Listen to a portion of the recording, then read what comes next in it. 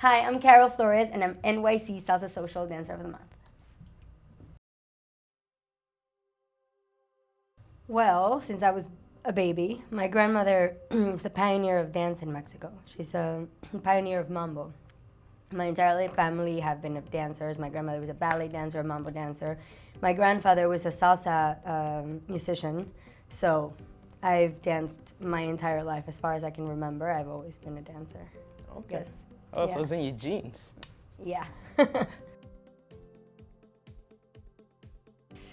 Well, Netflix. Yeah, right now, literally my year just ended, and today, I mean, I'm a little bit sick, but I spent my whole day in bed.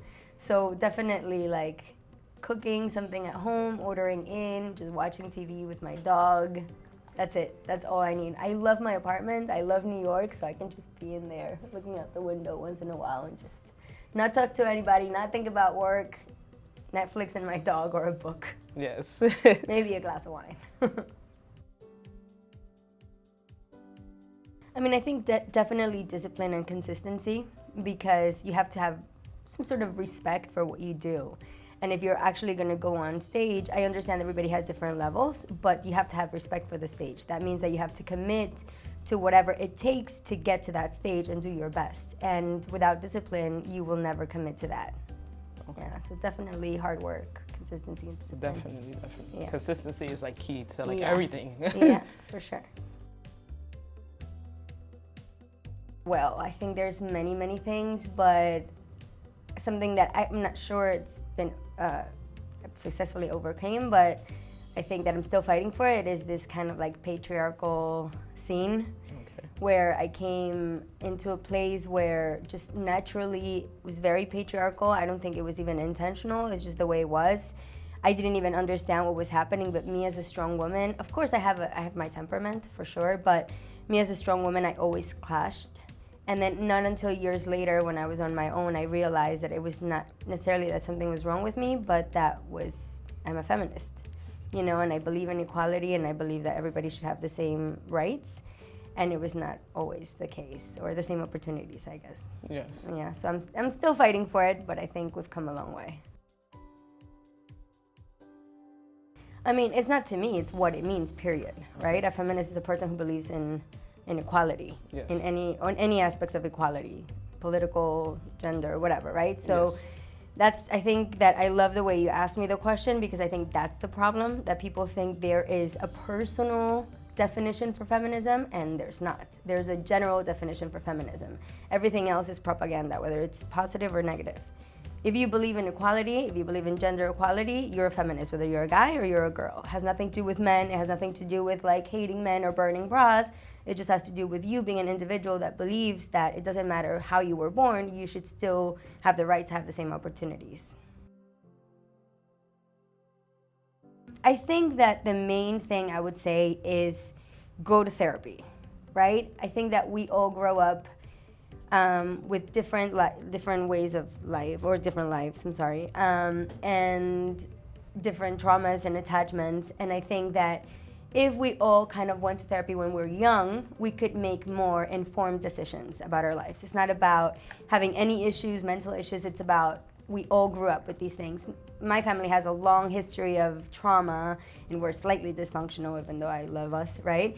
And I think that a lot of the decisions that I've made have been unconscious and maybe following patterns of behavior, where if I would have probably potentially go to therapy and understand a little bit more about my family and about myself, at least I would have made more informed decisions. Maybe I would have made the same decisions, but at least they would have been informed and not sort of just unconscious. Yes. So definitely go to therapy, Karel, young Karel, do it. Well, when I left Yamule, I started teaching classes, and then I started teaching boot camps, like, choreography boot camps, where I would teach a choreography for 8 weeks in New York. I started doing it in congresses, but in New York particularly, it was like an 8-week course. And then we would perform, and I did the first one, and I had a few girls that, were interested in performing more.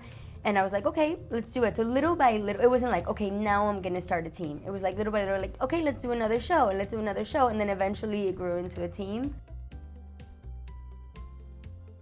If I had an advice, especially if you were talking about women starting their own team, is be very clear when you talk to your teammates. You see, when I started my team, and we haven't had any issues, of course, there's people that come and go.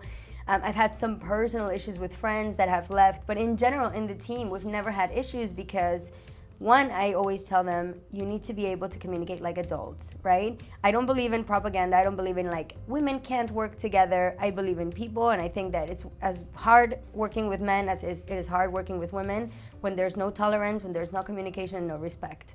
So I've been very clear to my students from the beginning, look, if I ever say something, if somebody else says something that rubs you wrong or that you don't like, come, talk to me. Don't be passive aggressive. Come, talk to me, talk to that person. So you can give us the space to either apologize or explain, and then there's no issue, right? So always, I think, be clear so the expectations can be set from the beginning. I also told my teammates, like, look, I have so many things to do. I have such a busy schedule. This is not something that I'm gonna do entirely. I have to delegate. Some people take care of the costumes. Some people take care of booking the studios. Some people take care of the schedule. I take care of the teaching, right? So we're a team. I am the leader because I'm the person that teaches, right? Yes. But we're all a team, and I think that makes everybody feel like they're integrated and they're part of something, and that everybody has a responsibility, so they care about the team a lot more and take care of it too. So I think that, yeah, like obviously like setting your standard, talking to your teammates, always being clear, making sure that they know what to expect, be responsible, know that these people look up to you and not take that lightly at all. Educate them about the scene, and of course, always give them your best, right? At the end of the day, we have all these things, but I always try to give them my best as a teacher. I talk to them, they give me feedback. I try my best to make them proud and to not take their commitment and their love lightly at all. Okay. Yeah. I'm not sure. I mean, my intention when I first started, or when I decided to make a career off of dance, I always thought that I wanted to dance until I didn't feel like I could do it 100%. And when I talk about that, I'm talking about my body. Like, it's a reality that when you get older, you cannot do it with the same intensity. So my idea was to dance until that point and then go back to college and then potentially do something else. So right now, fortunately, we have the tools to receive passive income, which makes it more possible to even, let's say, I don't travel as much, but I can still teach or have online classes or have products that people buy that allow me to continue to dance, just with not the same intensity. So I think I'm still gonna go back to college starting September to sort of have a plan B. But I think I would love to have a way to integrate kind of like this feminist movement and all the things that are happening in our society through dance, and maybe potentially educate kids or help them to cope with many things through dancing. So I think I'm gonna go more in that aspect than continue dancing or going to Congress until I'm 50. Okay. Yeah. Like maybe a dance therapy? Yeah, I think I'm gonna go to college for psychology. So probably I will start integrating those two things in some way. I think that would really fit you. Yeah. Yes, definitely. Yeah, I hope so. Okay.